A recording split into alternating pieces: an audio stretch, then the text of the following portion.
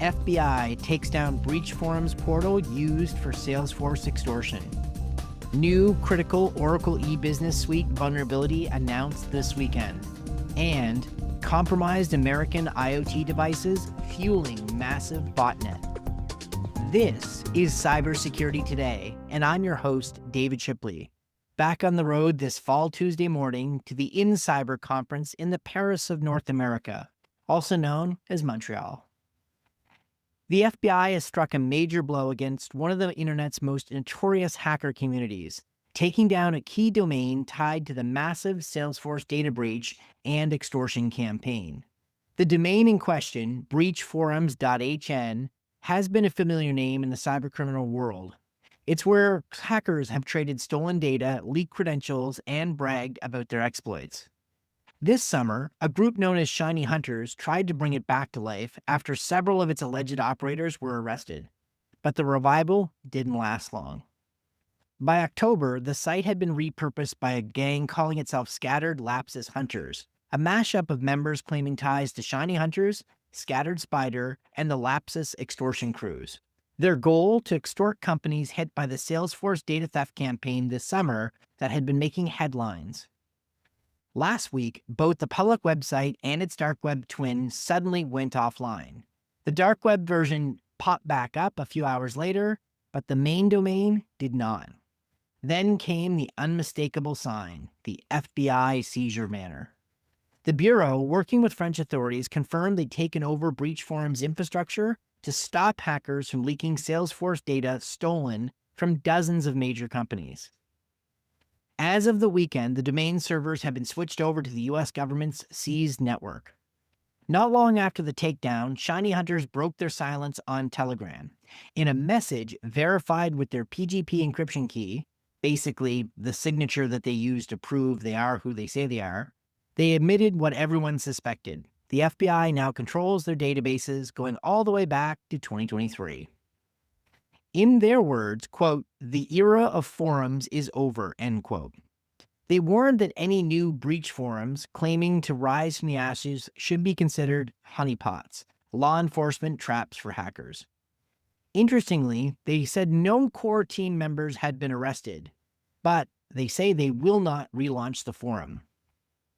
Scattered Lapsus Hunters said Saturday it had leaked data stolen from 6 victims: grocery giant Albertsons, global energy and services firm NG Resources, Japanese camera maker Fujifilm, clothing retailer Gap, the Australian airline Qantas, and Vietnam Airlines.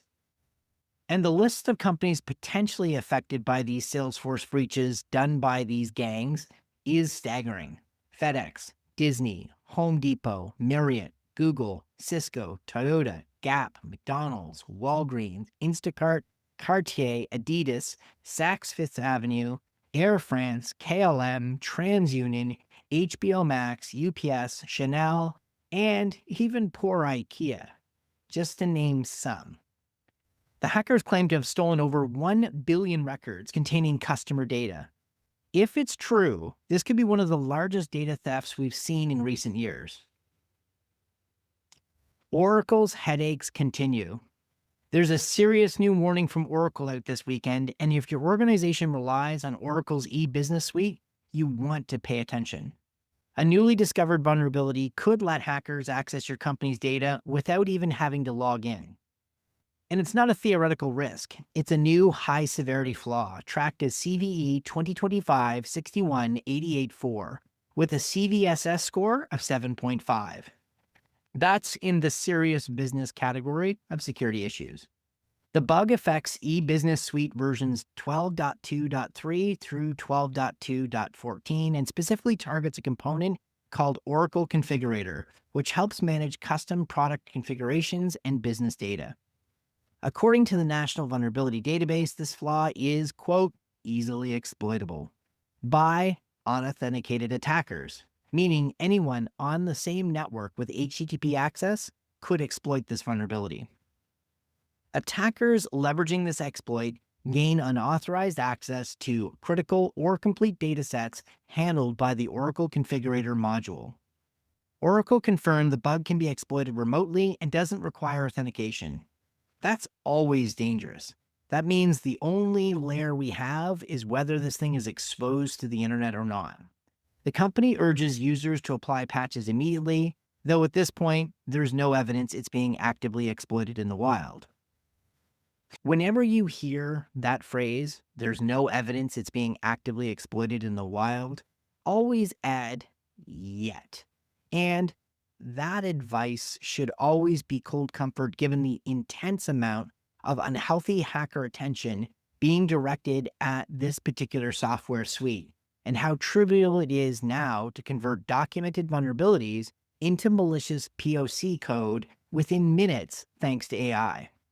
Oracle's Chief Security Officer, Rob Duhart, clarified the flaw only affects some deployments of eBusiness Suite and did warn that it could be weaponized quickly if left unpatched. Based on ESET's research this summer, I can give you right now a quick estimate of how long it likely took to start weaponizing this with POC code. About 15 minutes. And of course, this attack isn't coming out of left field. It follows a pattern and the recent wave of very highly targeted attacks on this Oracle Business Suite.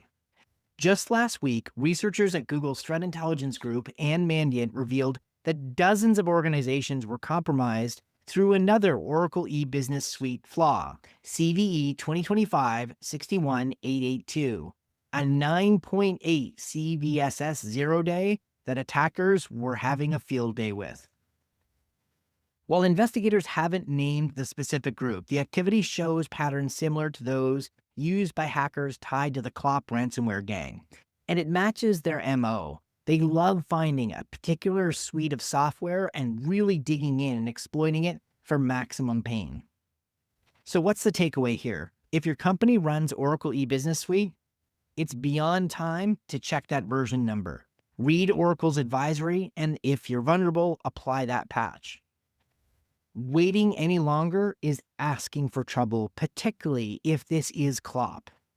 Now, for Oracle, the timing on announcing this was awful. I get that it's a damned if you do, damned if you don't scenario, but releasing a security warning like this on a Saturday of a long weekend in Canada and the US is not great for already stressed out IT teams.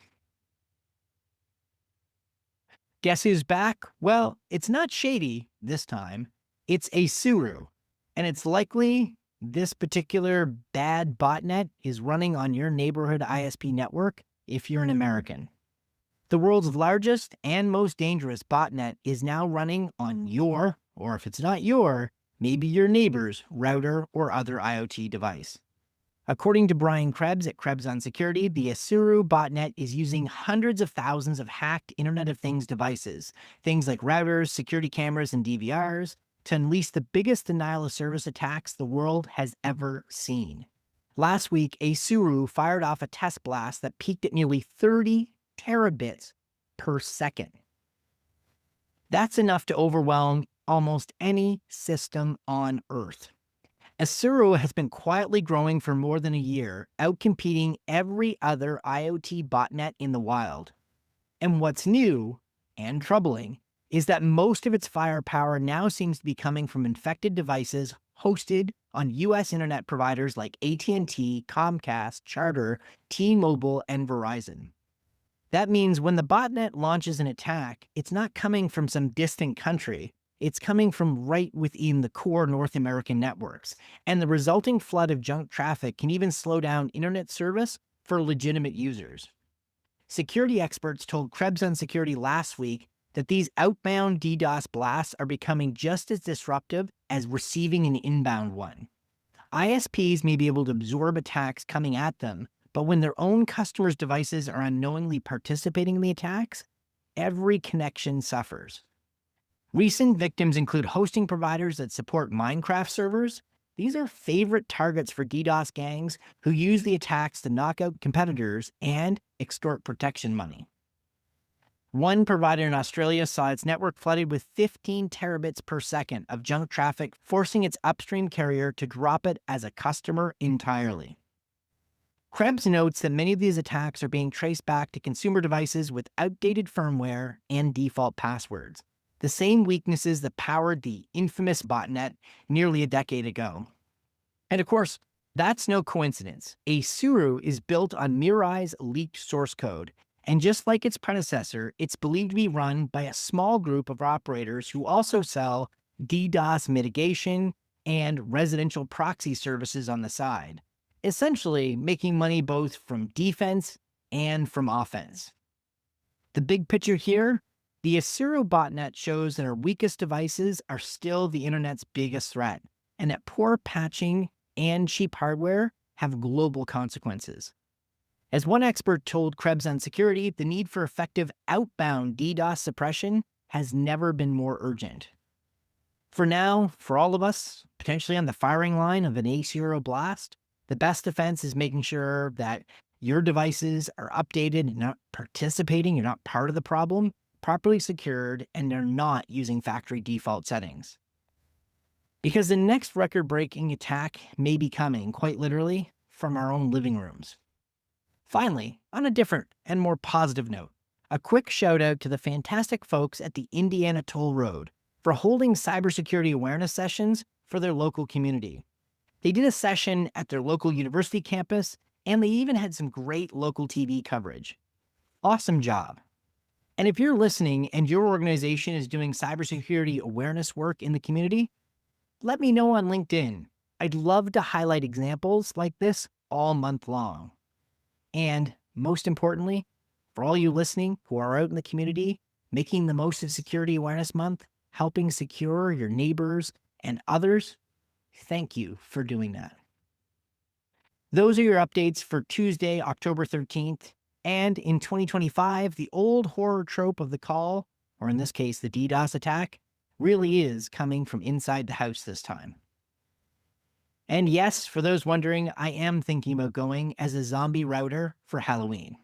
But sadly, I've already been roped into going as Uncle Fester for my wife's friend's Wednesday-themed party this year. I wonder why.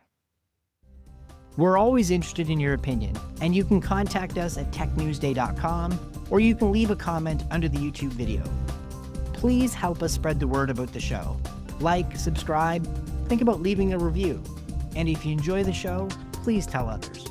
We'd love to grow our audience, and we need your help. I've been your host, David Shipley. Jim Love will be back later this week.